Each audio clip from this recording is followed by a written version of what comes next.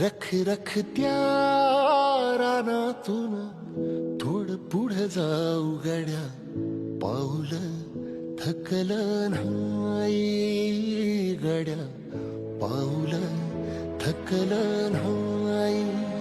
सुकलेल्या भाकरीला पाण्यासंग खाऊ गड्या, पाऊल थकलं नाही गड्या, पाऊल थकलं नाही. झालो बरबाद जरी बसला घाव उरी, कलेची आग सार जाळून विझाईना. अडला घास असा काळा वनवास असा, पण